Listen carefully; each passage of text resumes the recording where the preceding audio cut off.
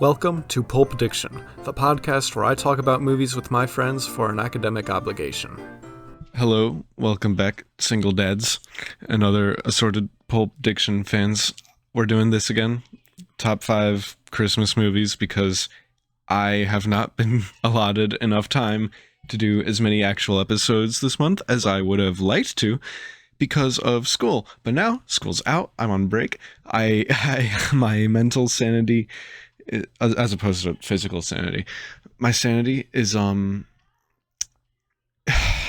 needed this. I needed a break. And I also need to get back to the pulp because I enjoy this. It's a fun thing to do. So, 5 Christmas movies, scripted it out. Here we go. Number 5, we're going to start out Christmas Vacation. I did not research these. I don't know what year it came out. I don't actually know who directed this. But Christmas Vacation, National Lampoon's Christmas Vacation, starring Chevy Chase and a whole lot of other people, is great. It's a comedy. I mean, are you serious, Clark? Yes, I am. Hip hip hooray for Christmas Vacation. I love a movie that is not afraid to just be a cartoon. And the Griswold family are borderline Looney Tunes, just really raunchy, not quite that level of cartoonish, but they're awesome. Like, it's not afraid to operate on cartoon logic, and that's great. I love that. It's full of slapstick, stupidly clever jokes, cleverly stupid jokes, and just a crap ton of the most perfectly well-delivered lines you'll ever hear. This one is the gift that keeps on giving the whole year round, Clark.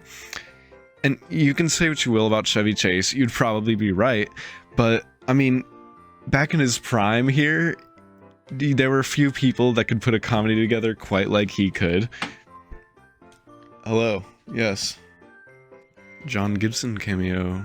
Got dinner. Little quesadilla. I mean, it's fantastic. It's inappropriate enough for the adults to get a kick out of, for the teenagers to snicker at, and for the kids to feel like they're watching this sweet forbidden fruit kind of thing. Microphone cut out on that last one. Well, the thing unplugged itself. Gravity is a wonderful thing. I was talking about forbidden fruit, and I was looking back at the recording. You could hear screaming in it. Don't worry, that's not the people in my basement. That's my sister and her ghastly friends having some sort of ceremony, a party, if you will. Forbidden fruit, yes. The kids, they have to feel like they're watching some sort of forbidden fruit, so it has that extra sweetness for them, but it's nothing too crazy that, like, I cannot show my kids this ever. It's wonderful for most of the family. I mean, every time I watch it, I get a kick out of it. So many memorable characters and gags. Clark, Cousin Eddie, the great aunt, Margot, Todd. Oh my gosh.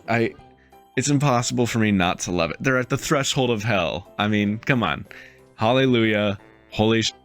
Where's the Tylenol? Number 4 on the list. We have Elf, directed by Jon Favreau.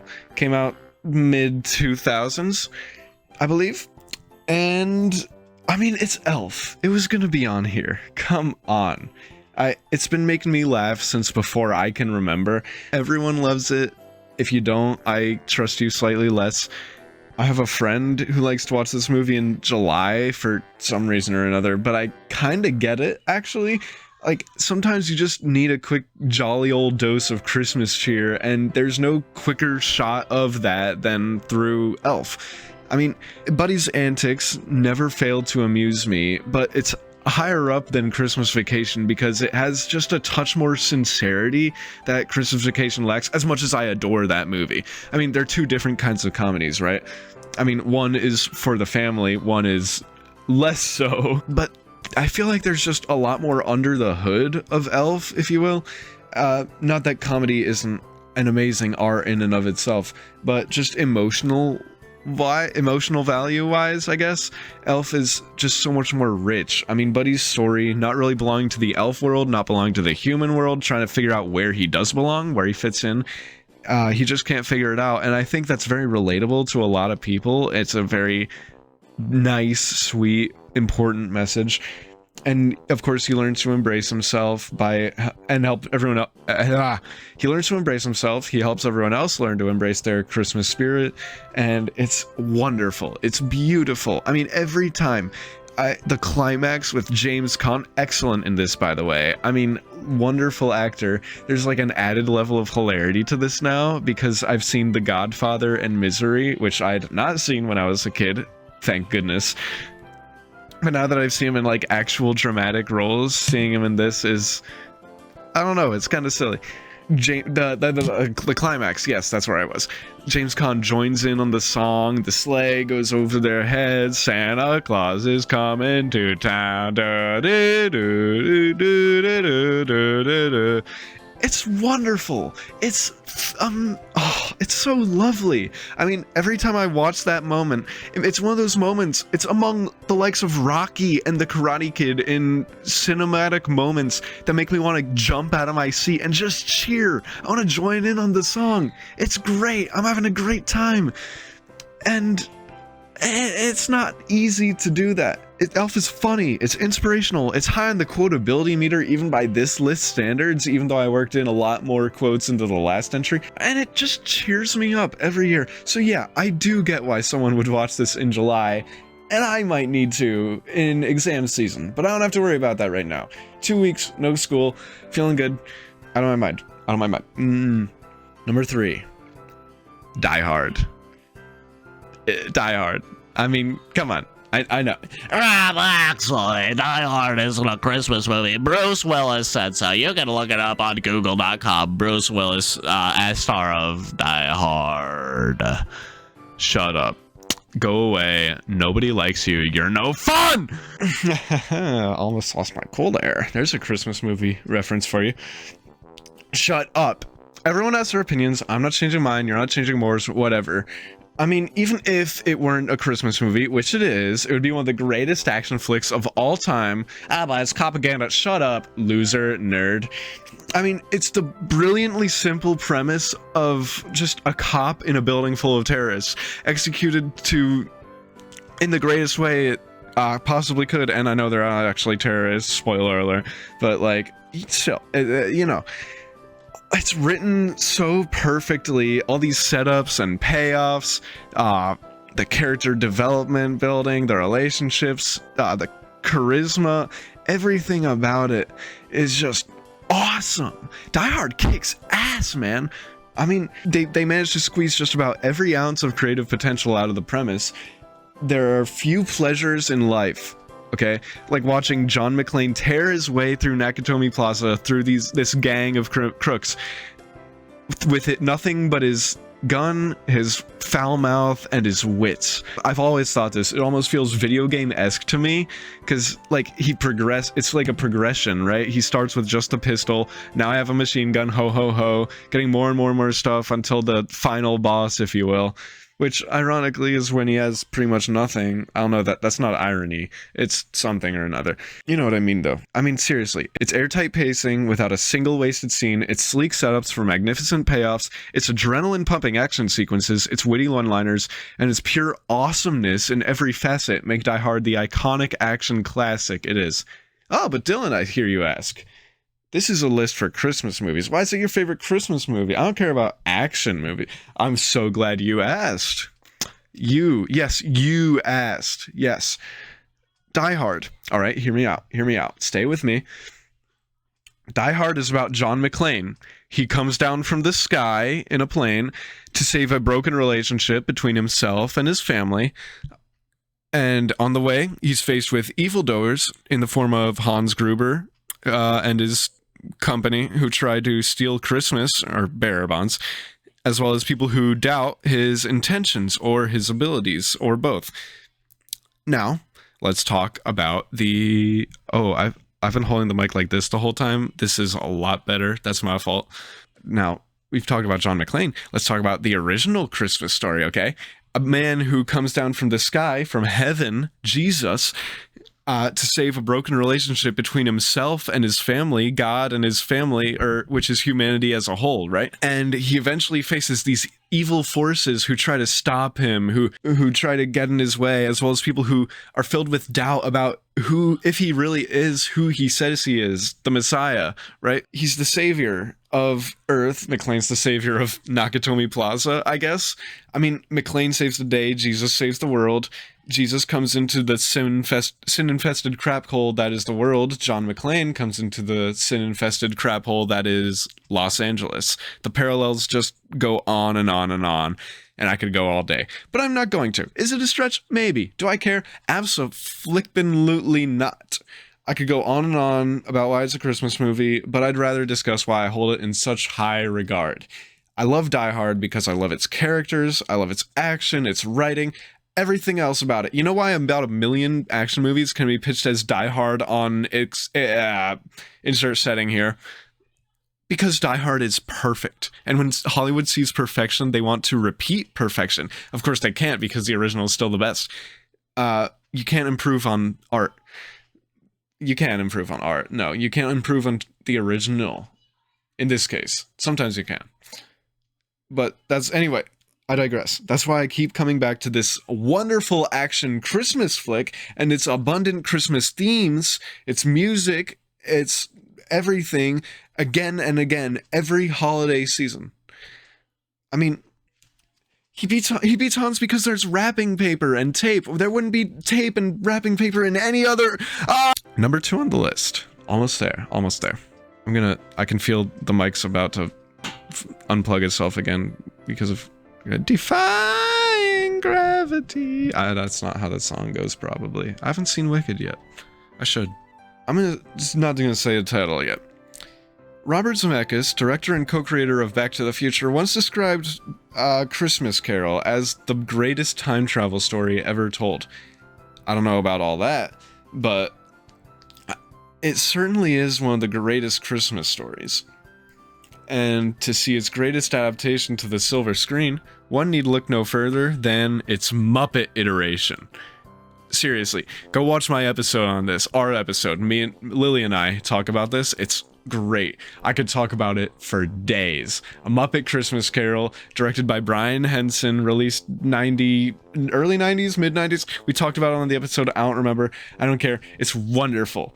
I mean, starring Gonzo as Dickens himself, the film's clever way of preserving the author's voice, and Sir Michael Caine as Scrooge in a performance that has no right being as good as it is, but it is awesome. It's everything Christmas movies and Muppet movies are at their absolute best. Okay? The sense of humor that can get sincere laughs out of literally everybody, the catchy musical numbers, the unbridled raw creativity that Brian Henson clearly inherited at least a little bit of from his dad. I mean, they're a perfect fit for the whimsy and the wonder and the joy of the holiday season. Like all the best Muppet movies. It's a filmmaking marvel. I mean, from a technical standpoint, it's so easy to forget that these characters are puppeted by puppeteers. They're not like actual living creatures. You just get immersed in it so quickly, and it's insane. I mean, there's still some shots in the movie I have absolutely no idea how they pulled off, and I don't want to know. I talked about that with Lily. It's just wonderful, and I don't want to lose that wonder, you know? Oh man, Michael Caine is Scrooge. He plays it with deadly seriousness, even surrounded by Muppets, and that's what makes it work so well. I mean, before I watch this movie again every year, I look forward to it. After I watch it again every year, I find myself humming its tunes, singing its tunes even, for days or even weeks afterwards. I'm remembering my favorite lines, but most of all, I find myself feeling warm and comfy, and genuinely wanting to be a better human. And isn't that what all the best Christmas movies should make me feel? Maybe not Die Hard, but that's the exception, not the rule. And coming out on number 1 for the list, it's gonna be It's a Wonderful Life, 50 something, directed by Frank Capra, starring James Stewart. And I mean, oh man, call me pretentious or old or whatever the hell. Nothing can possibly take away from how I feel about this movie. I mean, I really do think it's a shame how most of my friends haven't seen this, and most of the ones that have consider it boring, because I don't know, I digress. Frank Capra's masterpiece let's see, 1946 masterpiece, has been a staple in my family since before I can remember, probably before I was born. I mean, every Christmas Eve, we order Chinese food and we sit down in the living room and we watch George Bailey's Journey as the last thing we all do before Christmas morning. So it's got that cozy nostalgia factor for me. I'm not afraid nor ashamed to admit my perspective is heavily rose-tinted, but I think that's okay. I truly believe this movie is, as the title suggests, wonderful. I mean, the film's perspective on life and on humanity feels infectiously optimistic, though never in a way that feels cheesy or unearned. It's not exactly Die Hard in its pacing, but I don't think its pacing is a detriment. I just think it's more deliberate. Capra's not afraid to take his time with the ideas, with the world, with the character building, their relationships. Even if it's slower, every scene has a purpose behind it. Every one is vital to truly understanding who George Bailey is, what his predicament is, what he wants, what those around him want, how he affects those around him. I've come to realize it's the kind of movie where I can say, oh man, I love this scene. About almost every single scene. Not a minute of its 130-minute runtime feels remotely wasted. It gets better every time I see it. With every year I get older, I feel like I get this movie just a little bit more. Life never turns out quite the way George expects it, but he learns that's okay. The imperfections are just as beautiful as everything else, if not more so. I mean, no matter how many times I see this one, it never fails to make me fall in love with it all over again. I feel all the feelings that Christmas is all about: love and empathy and just all the things. I think you have to be at least some degree of dead inside, not to be at least somewhat affected every time you read "No man is a failure who has friends." Come on. Every time I walk away from It's a Wonderful Life, I walk away with just a little bit more faith in humanity and a little bit more faith in myself. It's incredibly uplifting, not just as a Christmas film, but a film in general. It's a reminder that each and every human life makes an impact. And that's why I love it. And that's my list.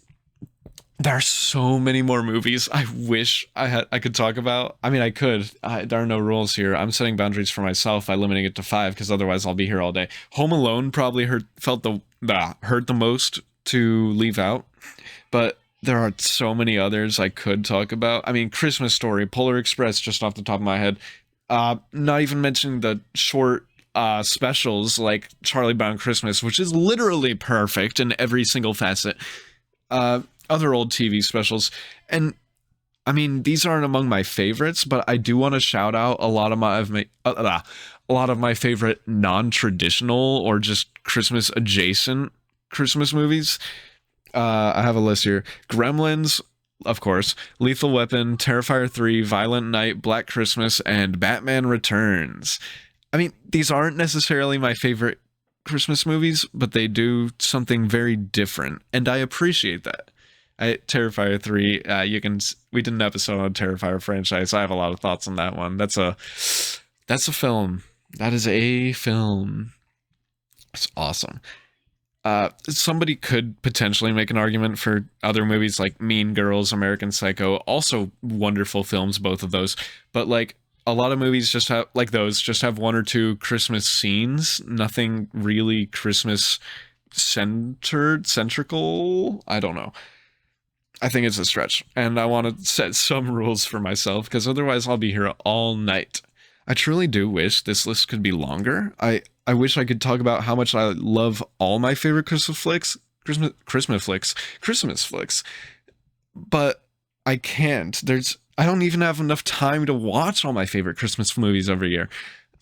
There's just not enough time in the holiday season in general. I wish there were more, but of course there's not. It'll be over before I know it. The lights will go down, the decorations will go down, Mariah Carey will stop blaring in every inescapable corner, including Fortnite now, for some reason. Why not, you know? I mean, a part of me wishes the Christmas vibes could last year-round, but the more reasonable part knows it's special because it's so impermanent. All I can do is try my best to enjoy it while it lasts, and movies are no small part of that. Whether you agree with my picks or not, and I'm sure a lot of people are on the not side of that, the important part isn't what movies you watch. The important part isn't if you're a Muppets person or a Clark Griswold person, or even a slightly sick individual who likes watching sorority girls get murdered in Black Christmas. The important part is spending that time with friends, with family, and just gathering around and being with them. And maybe that's a little corny, but hey, 'tis the season. I love movies. I love Christmas movies, and I'm so glad I got to talk about them. I'm so glad I've gotten to talk about not just these movies, but all the movies I've talked about on this podcast this year. It's been really special. I could have stopped this project so long ago, but I've enjoyed every second of it. I don't have much listeners, but that's chill, you know? I do this for the love of the game. And there are some listeners, and I appreciate every single one of them. I keep pointing at my monitor, not the camera. I'm going to point. There you go. I appreciate all you guys. Thanks for listening. Merry Christmas. Happy holidays. And quick shout out before this one ends to the GOAT of royalty-free music, Kevin MacLeod, for his renditions of Jingle Bells, Up on a Housetop, and Deck the Halls.